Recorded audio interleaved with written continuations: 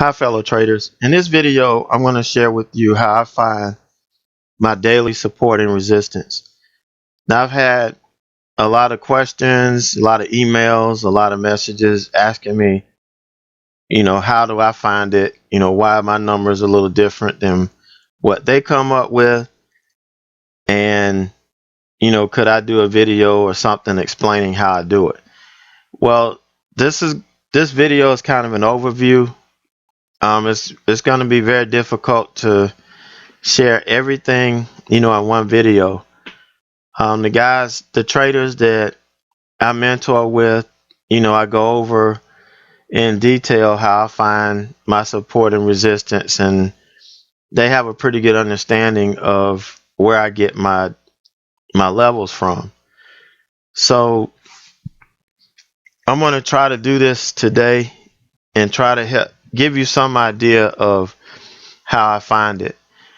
And also, sometimes it can be a distraction in chat.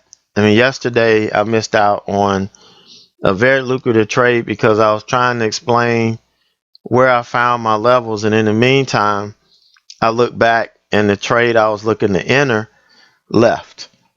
And I don't chase, so I just had to sit there and watch the trade make the move, without me. And that, with the size I would have traded it, I figured it would have been about a $1,500 trade for me. So don't want that to happen too many more times. So I think doing this video can help solve some of those problems.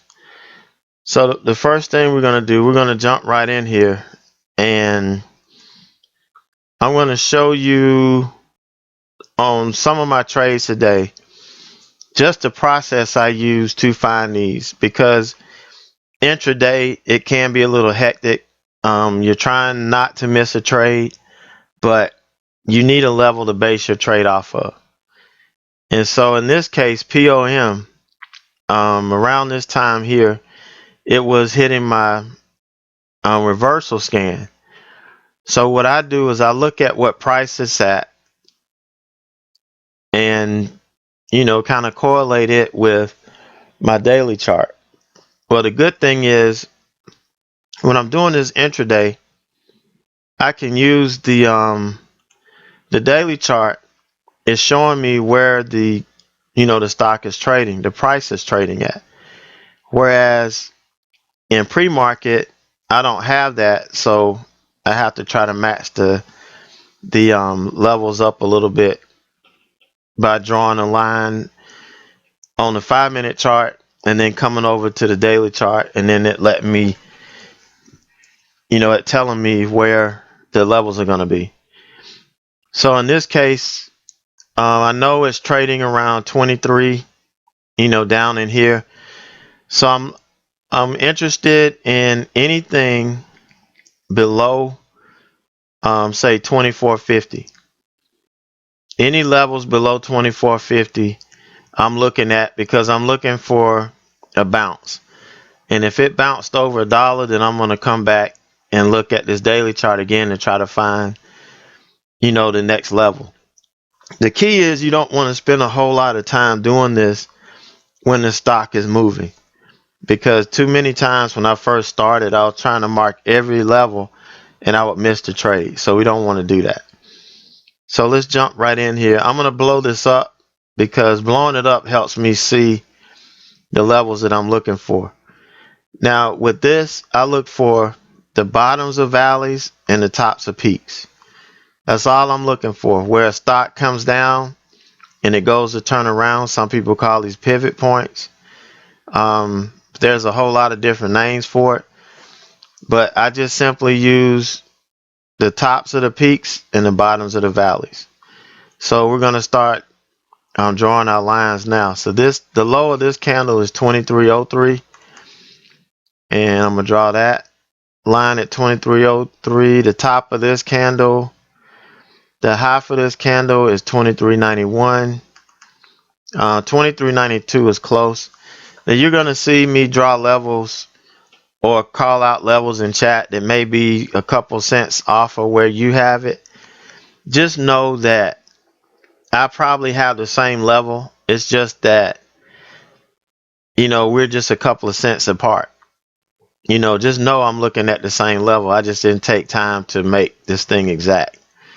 Okay, so down here we've got a low of 22.53, which is good. In here, you still have, I have where this stock went up and it touched, let's see, high 23.65. Okay, 66 is close enough. Then it pulled back, and then it made another move up, then it pulled back. So all of these levels, they may not be of significance that day, but they can be. So I'm always going to respect these levels. Let's see, high, this is 23.21. And it's starting to look jumbled up in here. But you'll see in a minute, how this thing, it may look kind of jumbled up here, but when you pull it over to the 5-minute chart, things tend to spread out a little bit. Now this is a fluke, so I'm not going to even worry about that. Not going to even concern myself with it. So I'm looking for levels between 24 and let's say 22 is what I'm looking for. So we're going to slide across. I'm just going to move this over to see if I miss any other levels or potential levels of support or resistance. I'm not going to even touch that. That's not even, I doubt if this will even come into play.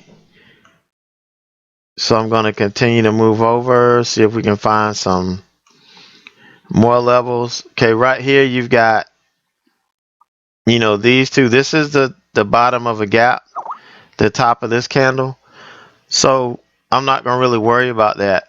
I've already got this level marked out, and it's well within the 10-cent range. So I don't have to worry about that. I've got that one taken care of. So I'm going to move on over. Looking at this may come into play. This is a small peak here. So I'm going to go ahead and mark it. 21.85. Let's see.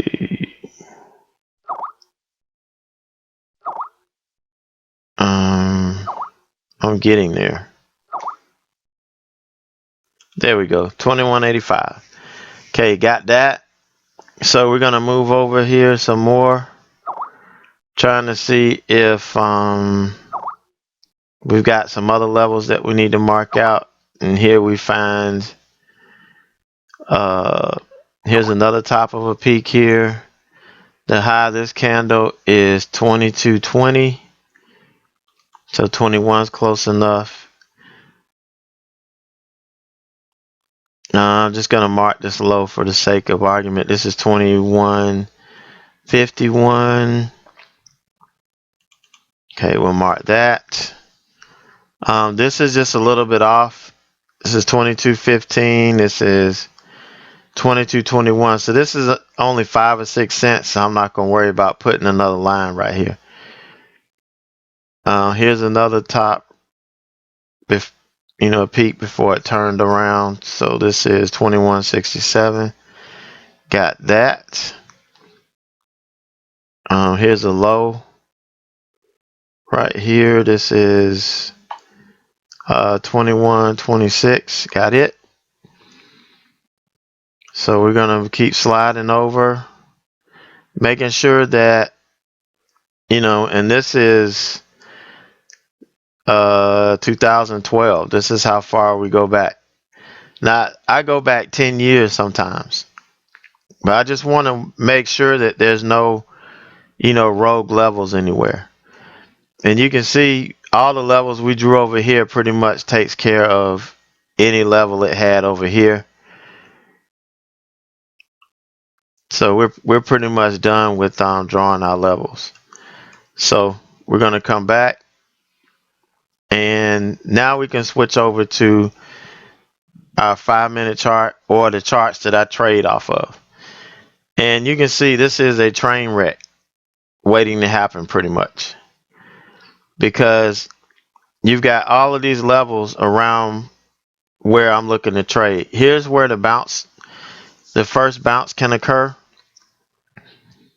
And you can see that all these levels, even though they're real packed in tight and they're close together, you can see this held as resistance here and here. This level held as support here because it bounced off. And then we had some consolidation here on this level going into close. So you know that level was significant. This level was significant too because it held as resistance here. And here, this level here held as support.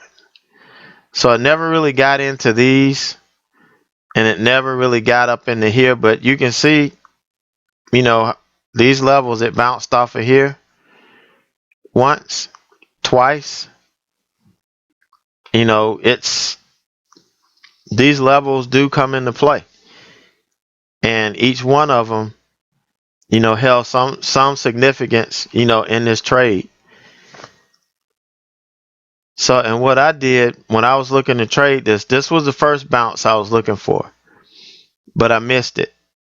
For some reason or another, I wasn't paying attention, and then this candle ran up, and there was no entry on the 2-minute because this thing was already gone. Here was the short trade. Surged right into resistance here. Failed to push it. It failed to push on the surge, failed to push on the second candle. This candle opened lower. You could get in on this candle risking this level here, 2303. You could get in, right here at 2294 for the short. Cover some here at this level and cover some here at this level, and just watch to see what it's going to do, because you never know what's going to happen at each level. Just know that if you have a significant level of support or resistance, the stock is usually going to react to it when it gets close, because there's a wall of buyers and sellers who are going to wake up, and it's going to give you some price action. Unfortunately, this one, you only got a little pop up to this, then you got some consolidation between these two levels. Now, if you're a scalper, this is beautiful, because you've got 30 cents from here to here, and just perfect. And same thing back down. This is all profit potential if you're a scalper, using some heavy size.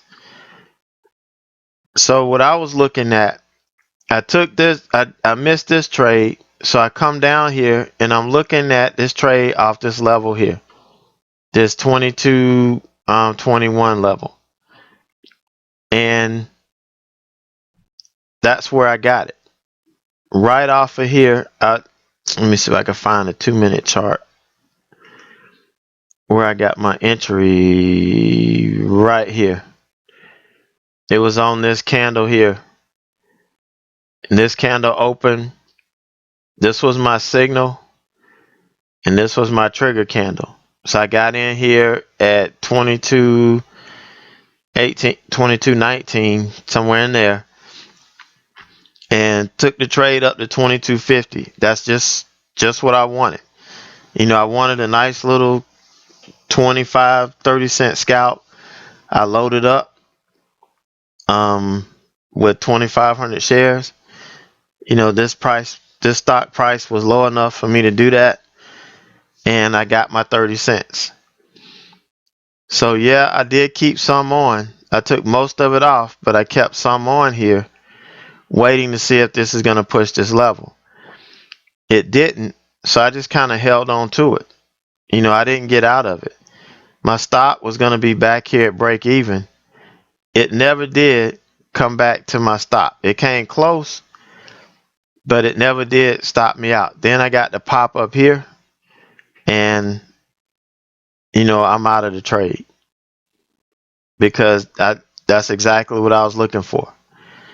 So using these levels, and you can see I didn't anticipate this to blow through this level and then go, tap this one, because this level did hold its support, earlier. But the whole trade reacted around these levels, and that's why I kind of feel that they're important, and they do this day in and day out. And yeah, I like to see larger windows. No doubt I would love to see larger windows. But when the market's trading the way it is, I'm looking at being able to take, trades where I can get 25 and 30 cents on a slightly larger position that's safe and conservative, and I've got defined risk. And this is it, using these levels to, plan my trades, even though the levels are tight. As long as the 9 moving average wasn't somewhere in here, I was good, because I knew that it was probably going to tap the 9 moving average and fade. So that was a POM. We're going to look at one more. YUM. That was the other one that I was looking at. This was a top reversal trade. This hit my scan like right in here. So what I'm starting to look for now, I'm going to go to the daily chart, and I need to change this to YUM. So I'm wanting to know, okay, where is this thing trading at? I'm looking at this, trying to see what range that this is trading in. So let's see. We're going to mark the tops of peaks and the bottoms of valleys. So this is 74.75. That's close enough. Here's another one here. 73.87. Here's one down here.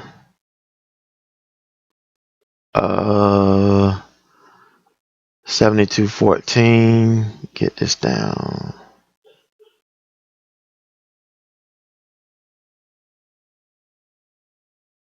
Close enough. I'm not gonna really. It's gonna be close enough to really help us define our levels. Okay, here's another one here. High is 70.50. Let's see. Just want to get it close. All right, 53 is close enough.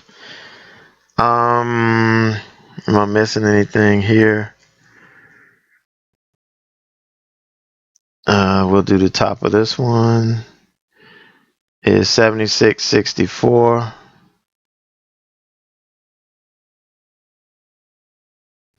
I see 66. I want 66.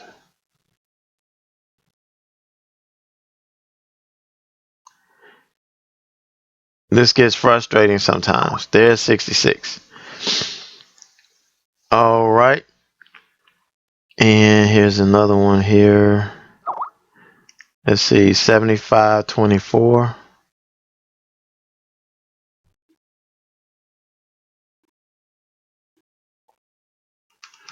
Okay, 26 is good enough. All right, so we're going to scroll over some. That looks good. That's close enough. That's close enough. That's close enough. That's good. That's good. So I'm looking at these levels, and they're all looking pretty good.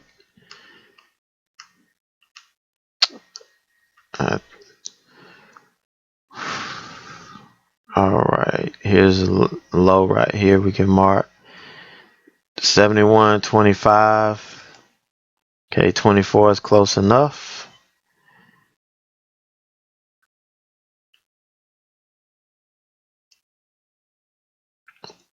See, that's close enough to that level. Okay, I'm gonna go ahead and mark this. This is the top. And this is just 73.31 is good. Here's a lot of consolidation here, right above this level. So, as long as it's within 10 cents, I'm going to respect this level. So I'm not worried about, drawing another one. And I'll nail this one here. This is 72.77. Okay, 76 is close enough. All right, so I think we've about got all of these nailed. Yep. So now you look at this daily chart and you look at this and you're like, there's no room to trade. There's no levels. So sometimes that it appears this way on the daily chart. But then when you bring in the 5-minute, you see you've got some pretty significant windows. This one is the one I was looking at, because this was coming up. First level I saw was 74.74. So it pushed through that. This held as support. It tested it once, twice, and then it pushed off. The next level I was looking at was this level here. So 75.26. And it pushed up, pulled back a little bit, tried to push again, pull back. 75.26 is holding as support now. So, this was a pretty,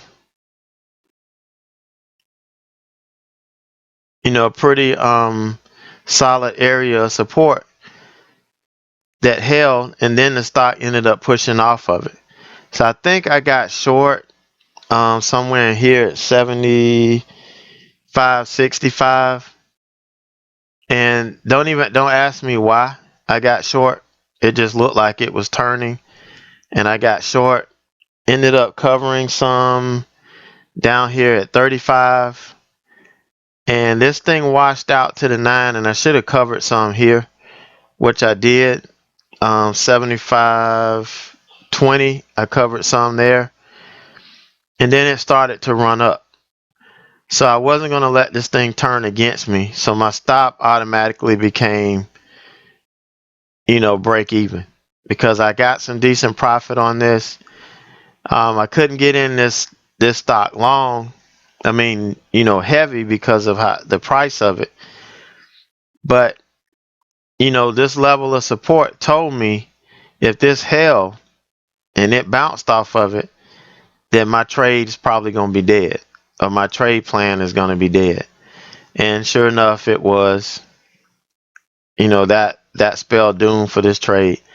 And it actually ran all the way up, ran up almost a point over where I got in.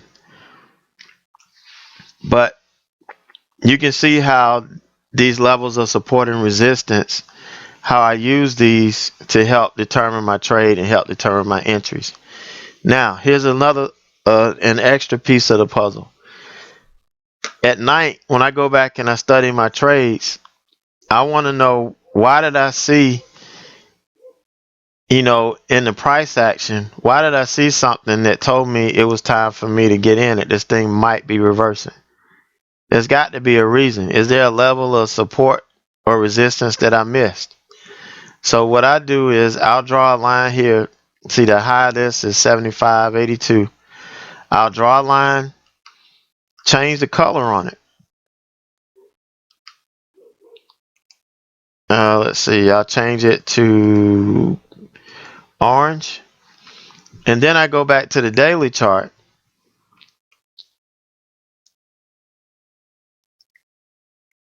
No, that's the 5-minute. Hold on. Let me pull up the daily chart here. Then I pull up the daily chart, and I want to see, where is this line significant? Is there a level of support or resistance that I missed that held that, that made that significant in my trade? So as I look back, I'm not seeing anything.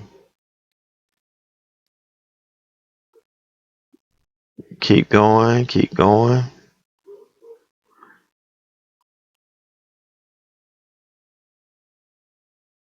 Just don't, I don't see right now, I just don't see where that level, where it would have been a defined level. Where would I have said, okay, this is the defined level? The only thing close I see is the bottom of this, or the top of this gap, where it gapped up from here to here.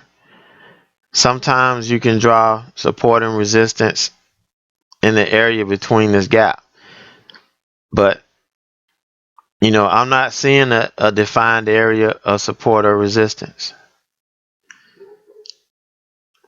other than this one right here.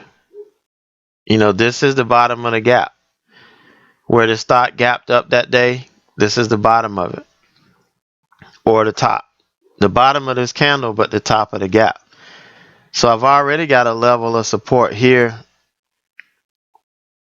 on the bottom of the bottom candle from where it gapped. I didn't have anything up here. So we just keep looking. That's one area that could have been, that I could have missed. And sure enough, it turns out that this is probably it. And this is one of the things that I picked up, learning from, my mentor, and, how he draws levels. The bottom and the top of a gap are important levels for him. And see, I completely missed this. And had I not missed it, I could have actually used it to, enter in my trade. Let's see, where is the 5 minute? Where's the trading montage on YUM? Okay, I could have used it. This could have been a level I could have used to, enter that trade. Instead of me entering blind, I did actually enter on a level. I just didn't know it was a level at the time. And this is the beauty of being able to go back and study your charts. And so next time, I'll be more aware of drawing these, support and resistance lines. So, I hope this explains, some of how I find my support and resistance and how I use it. Now, these two trades didn't make big moves today. Nothing really, as far as my setups, was making big moves. So I didn't have anything big to show you, but I did show you how these levels come into play. How I find them on my daily chart and how they translate into the trades and the setups that I take. So I hope this was helpful and informative. If not, tell me and I'll take it down. But I'm open to all and any and all criticism. That's how I grow. It's criticism that helps me look at myself in a different way, step out of myself, try to see what I'm doing wrong, and then try to improve on it. So I hope everybody has a great evening. Get prepared, study, get ready for the market tomorrow. So if you're in chat, I'll see you bright and early tomorrow morning.